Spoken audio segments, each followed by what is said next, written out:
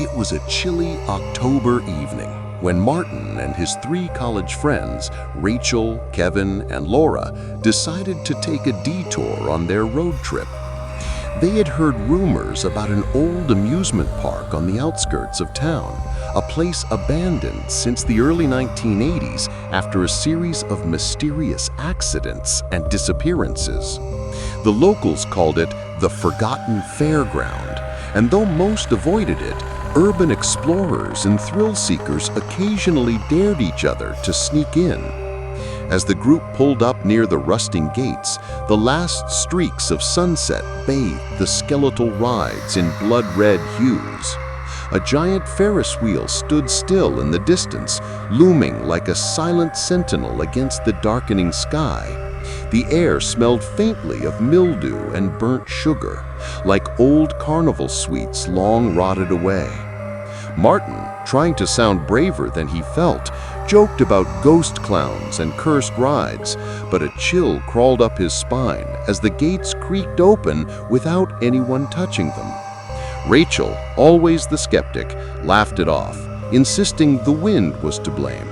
But Kevin swore he saw a figure dark between the shadows of the ticket booths. They entered anyway, flashlights flickering to life, unaware that the park had been waiting for them. The deeper they ventured, the more oppressive the silence became. The midway was lined with crumbling game stalls, their faded prizes still dangling, headless teddy bears, eyeless dolls, and discolored rubber balls. Every step they took echoed unnaturally, as if amplified by unseen walls. At one point, Laura stopped and tilted her head, claiming she heard children laughing faintly in the distance. The others froze, listening, but only the whistling wind passed through the empty booths. Determined to prove it was just in her imagination, Martin led them toward the carousel. The horses were weather-worn, their paint peeling in strips, some with missing jaws or hollow sockets where eyes should have been.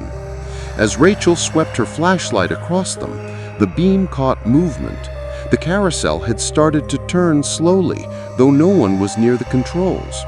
Music, warped and broken, spilled out in jagged bursts of organ notes, playing a tune that should have been cheerful, but now sounded like a funeral dirge. Kevin muttered for everyone to leave, but Laura insisted on capturing video for proof.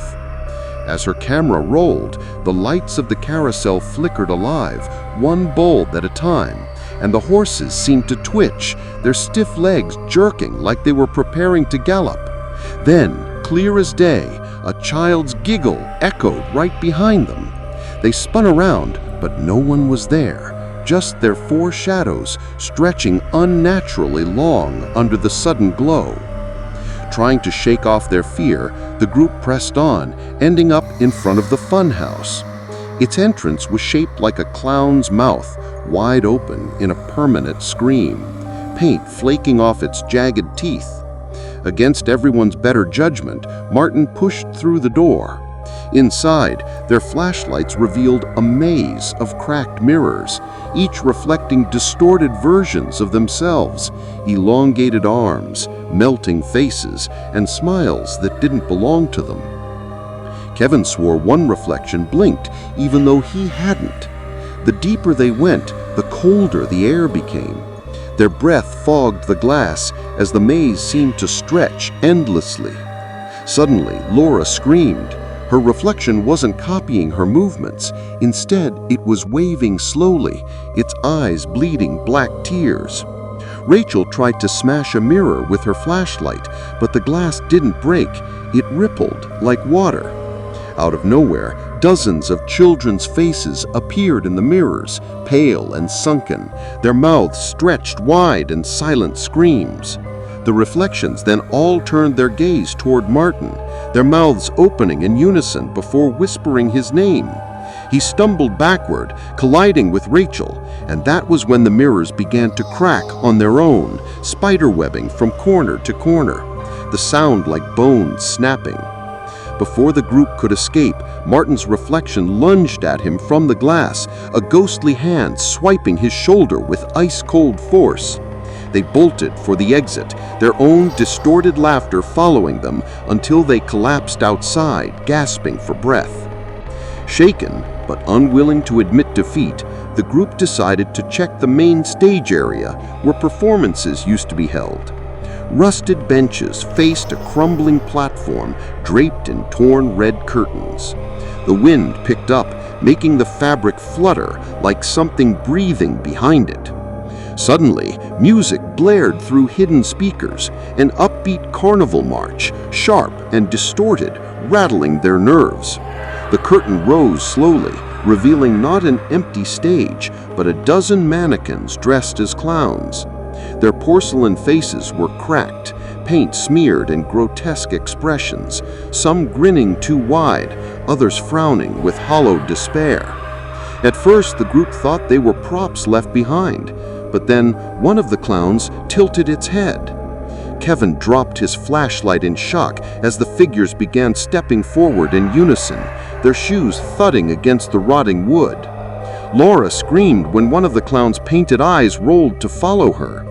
The mannequins began to laugh, a low, mechanical sound that rose into a chorus of hysterical cackles. In the chaos, Martin noticed one clown taller than the rest. Its costume faded, its face cracked more than the others, but its eyes gleamed alive. It raised a gloved hand and pointed directly at them. At that signal, the others rushed off the stage. The group fled down the midway as laughter followed, bouncing off every wall, chasing them deeper into the labyrinth of rides. Breathless and panicked, they stumbled upon the Ferris wheel towering overhead. Though long abandoned, its carriages swayed violently as if moved by unseen hands. Without warning, it roared to life, groaning as it turned, the screech of metal echoing across the park. Each carriage lit up with flickering bulbs, and inside, ghostly silhouettes appeared. Children, families, even lone riders, all staring blankly outward. Their faces were pale, their eyes empty voids. Laura, mesmerized, stepped closer despite Martin's protests. She swore one of the riders was her little brother who had died years ago. The ghostly figure lifted a hand, beckoning her closer. Tears streaming, she moved forward until Martin yanked her back. Just then, the Ferris wheel screeched to a halt, every passenger's head snapping toward the group at once. Their mouths opened wide, unleashing a shrill scream that pierced the air, shattering several bulbs at once. The ground shook violently, and the Ferris wheel's massive structure lurched as if about to collapse. The friends scattered, sprinting away as the ride's carriages began falling one by one, smashing into the ground with earth-shaking crashes. But above the noise, one sound carried clearly, the laughter of a child skipping along beside them, though no one was there.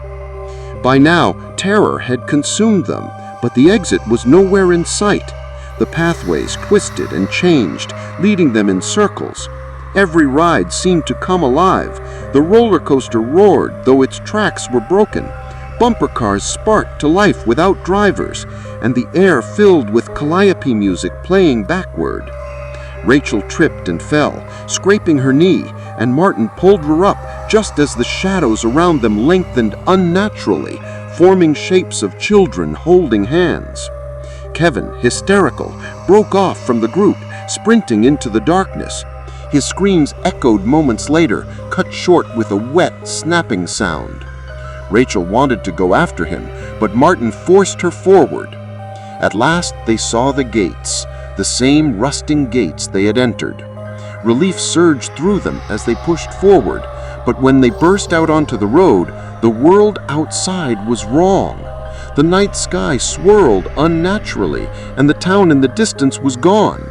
Instead, beyond the gates stretched only more carnival rides, repeating endlessly into the horizon. They hadn't escaped.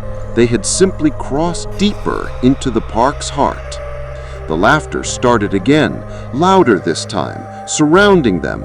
A spotlight clicked on, illuminating the four of them standing alone in the midway, as the announcer's voice boomed through the speakers. Welcome to the show. You'll never leave. The last thing Martin saw before everything went black was the tall clown standing at the edge of the spotlight, smiling wider than any human could.